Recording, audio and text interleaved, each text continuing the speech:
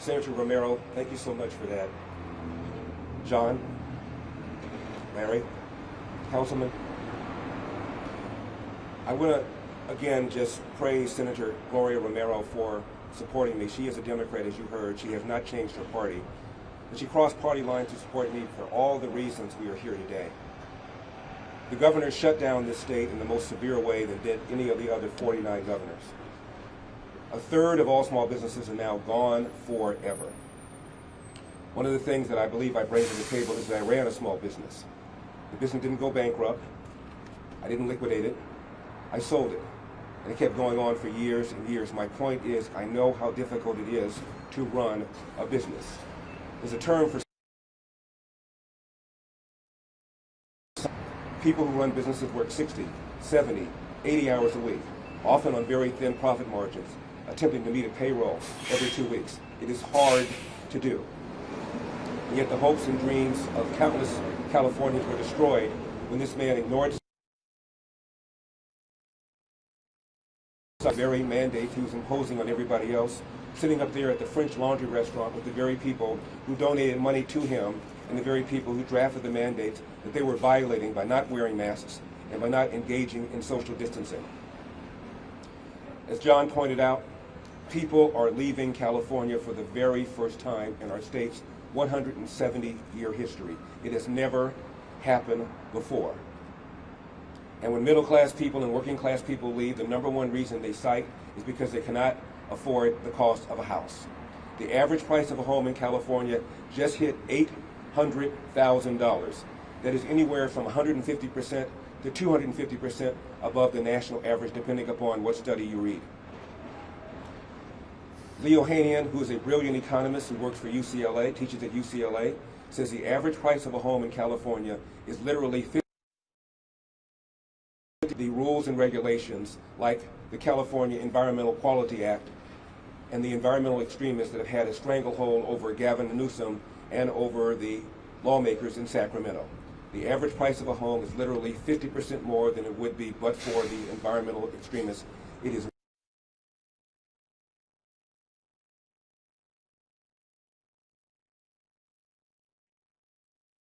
number one income. We have the highest state income tax than any of the other 49 states, 13.3%. And literally 1% of households in California account for or she is taking their tax burden with them, tax base with them, and therefore making it more difficult for us to pay for roads and schools and the other social services that government is supposed to provide. I've been campaigning now for 6 weeks. For 6 weeks I've been a politician. For 6 weeks I've been listening to the complaints of business people all over California, and they are too numerous to mention. One of the things I did when I practiced law in Ohio is I did a little bit of workers' compensation law. I represented corporations. Claimants have the burden of proving their claim, not here in California. The employer has the burden of disproving the claim. One man told me he owned a chain of restaurants, a very successful man, and the only reason he was able to fight this claim that I'm going to tell you about is because he had the money to do so. An employee claimed he was owed $65,000. The boss found out he wasn't even in the state when he allegedly incurred the wages. So they decided to fight the claim. The claimant's lawyer wanted to settle for $50,000. They kept going through the administrative appeal process. Then he wanted to settle for 40, then 30, then 25, and the employer refused on principle. Ultimately, the claim was dismissed, but not until the employer spent way more than the $65,000 in legal fees to fight this bogus claim. This is a kind of nonsense that business people put up with in California all the time.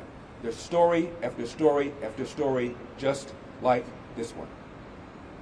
And this is why people are leaving. As I mentioned, he shut down this state in the more severe way than did any of the other 49 states. As Senator Romero pointed out, his own kids were enjoying in-person private education, denying in-person schooling for the kids who are in our government schools, 80% of whom are black and brown. I only mention their race because people like Gavin Newsom pride themselves on caring about black and brown people. Before the pandemic, 75% of black boys could not read at state levels of proficiency, and they were denied, as I mentioned, a whole year of in-person education. Nearly 50% of all third graders before the pandemic could not read at state levels of proficiency. One of the many reasons that Senator Romero is supporting me is because she and I both support going to be a ballot initiative to set savings accounts. So the $15,000 we spend per student per year would go into an account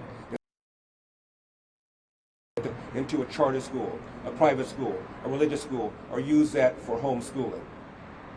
Also, as mentioned, during the pandemic, 20,000 convicted felons were released early, many of them violent offenders, and based on history, the majority of them are likely to reoffend. According to the Associated Press, some 75,000 more prisoners are going to be eligible for early release over the coming months and coming years under this administration. What could possibly go wrong? Just a few days ago, former Senator Barbara Boxer was mugged in Oakland. Her cell phone was taken.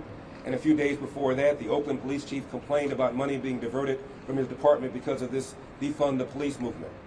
And a few months before that, a mentally ill person attacked Governor Gavin Newsom. Had Gavin Newsom not had his security detail with him, who knows what would have happened?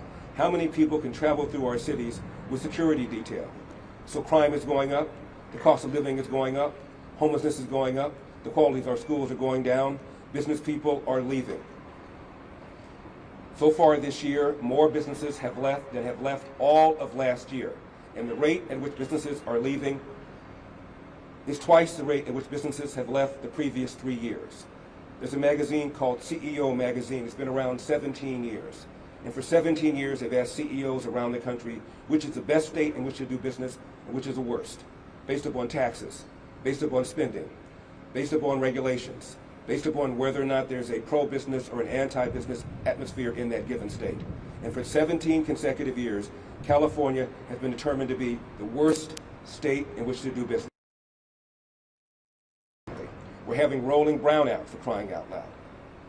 I can't think of any front where this man has done a good job. When he ran for mayor in promised to end homelessness in San Francisco in 10 years. That would have been 2014. Have you been to San Francisco? And when he became lieutenant governor, he pounded the table and claimed that he had nothing to do. How about fulfilling the campaign promise you made to people in your city in San Francisco back in 2004 to deal with the homeless problem that has only gotten worse and worse and worse? One of the people here is my friend Paul Scribano of the Blue Dog Tavern, Sherman Oaks. I've known Paul for 20 years.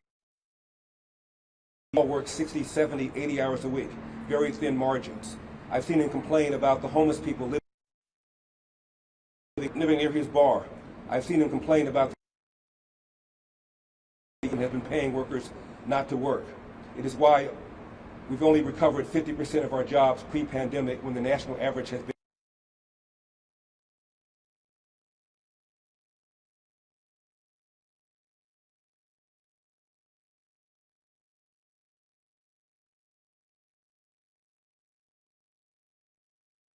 and you can also drop it off at a voting center. And then after you vote to recall Gavin Newsom, please vote for me to recall him. I bring a lot of things to the table, one of which, as I said, I've run a small business. I know how difficult it is. Finally, I want to leave you with a little story about how arrogant our lawmakers are in this state. Some years ago, the mayor of Los Angeles, Eric Garcetti, was considering raising the minimum wage to $12. It is now $15. Several people called my radio show and told me about a meeting that he held. 3 or 4 people called at different times. They all said the same thing, so I know this is accurate. He invited about 30 or 40 small business people, all of whom hire minimum. Who was going to sign this legislation? Everybody, I was told, brought in their P&Ls, their profit and loss statements, to tell him how thin their margins were, and that if he jacked up the price of labor, which for most businesses is the #1 biggest cost, if you artificially jacked up the price of my labor, we're going to have to lay off people, cut hours, defer hiring decisions, or raise prices, all of which have negative consequences for our society. And Eric Garcetti, who's never so much as run a lemonade stand, stood up, buttoned his coat, and said to these business people who work 60, 70, 80 hours a week, I believe you can, quote, absorb the cost, close quote. Buttoned his coat, and then signed the legislation to increase the cost of these business people. This is the kind of stuff that goes on all the time here in this state. And when I get to Sacramento, small business people are going to have a friend, and we're going to turn around this anti-business attitude that has caused people to leave California for the very first time. Now I'll take a couple of questions.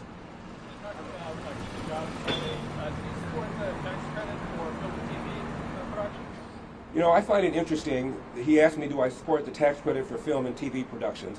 I find it interesting that Hollywood pulls that lever for the Democratic Party that raises taxes, and then they go to Sacramento to complain about taxes being high. I support lowering taxes for all businesses, and when I get to Sacramento, I intend to do just that. But I'm not going to choose any particular business. But don't you think it's a little hypocritical for Hollywood to pull the lever for the tax-raising party and then complain about how hard their taxes are and that they can't do productions here because taxes are too Hollywood community that has, by the way, donated a considerable amount of money to my opponent to look in the mirror and ask themselves whether or not they still want to be Democrats in the tax-raising party while complaining about having to pay the taxes that they just voted to raise. Alex? So, obviously a lot of tax policy is set in Sacramento, but also tax policy is set in Washington. If you got to pick a United States Senator, would Kevin Kiley saying, I would leave it up to the voters and call a special election? Well, Alex, I appreciate the question, but I'm here to talk about why Californians, almost 2 million of them, signed a petition to recall Governor Gavin Newsom. This is not about Washington, D.C. This is about California. It's about California losing businesses. It's about California losing jobs. It's about California paying people not to work. It's about crime. It's about our poor government schools where our kids were already behind the whole year, and now they're behind another year because Gavin Newsom ignored science and shut down schools even when the CDC said that people could go back to school. It's about poor management of our forests. It's about the fact that we are running out of water in a state where, depending upon the crop, we're supplying almost half of all the agriculture to our country. That is why I'm here. That's what I'm talking about. What my opponent wants to do is turn this into some sort of national referendum because he cannot defend his record. That's why Senator Warren cut a commercial for him and then talked about this being a Republican takeover. It's a takeover from Californians, independents and Democrats, many of whom signed a petition, many of whom voted for him just 2 years earlier. 63% of Hispanics, I know you're going to check me on that number, Ellie, of Hispanics voted for Gavin Newsom just 2 years ago. Now the majority of Hispanics want him out for all the reasons that Senator Romero pointed out. For his hostile location, because of the high class emotionally affecting people in the middle class and lower classes, and because people are now leaving California for the very first time. That is why I'm here. I'll take one more question. Tomorrow, President Biden, we're hearing early next week, Gavin Newsom calling in help from Washington, D.C. What's your reaction to that? Did you plan on calling in any help from Washington, D.C., former President Trump? My reaction is they know they're in trouble. They know that Gavin Newsom can't defend his record on crime. They know he can't defend his record on how he ignored science and imposed all sorts of mandates that he didn't abide by himself. They know that he is unpopular. They know that a third of the people who signed the petition were the very independents and Democrats who voted for him just 2 years earlier.